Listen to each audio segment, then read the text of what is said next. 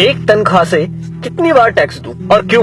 जवाब है, मैंने 30 दिन काम किया, तनख्वाह ली, टैक्स दिया, मोबाइल फोन खरीदा, टैक्स दिया, रिचार्ज किया, टैक्स दिया, डेटा लिया, तब टैक्स दिया, बिजली ली, फिर टैक्स दिया, घर लिया, टैक्स दिया, टीवी फ्रिज आदि लिए, टैक्स दिया, कार ली, टैक्स दिया, पेट्रोल लिया, फिर टैक्स दिया, सर्विस करवाई, टैक्स दिया, रोड पर चला, फिर भी टैक्स दिया, टोल पर फिर टैक्स दिया, लाइसेंस बनवाया, टैक्स दिया, गलती की तो टैक्स दिया, रेस्टोरेंट में खाना खाया तो टैक्स दिया, पार्किंग का टैक्स दिया, पानी लिया उस पर टैक्स दिया, राशन खरीदा उस पर भी टैक्स दिया, कपड़े जूते किताबें ली उस पर भी टैक्स दिया, टॉयलेट गया उस पर भी टैक्स दिया, दवाई ली तो भी टैक्स दिया, गैस ली टैक्स दिया, सैकड़ों और चीजें ली और टैक्स दिया, कहीं फीस दी, कहीं बिल, कहीं ब्याज दिया, कहीं जुर्माने के नाम पर तो कहीं रिश्वत के नाम पर पैसे देने ही पड़े।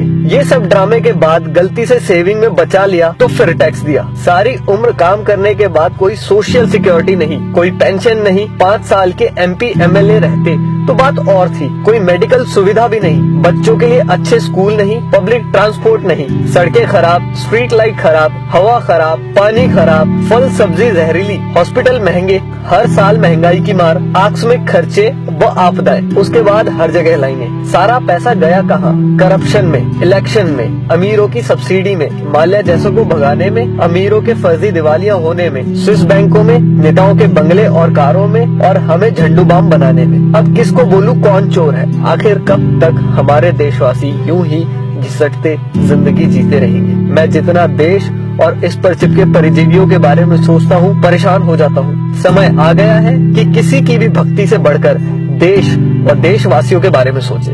प्लीज इस वीडियो को शेयर करके देश के हर नागरिक तक पहुँचाएं। धन्यवाद।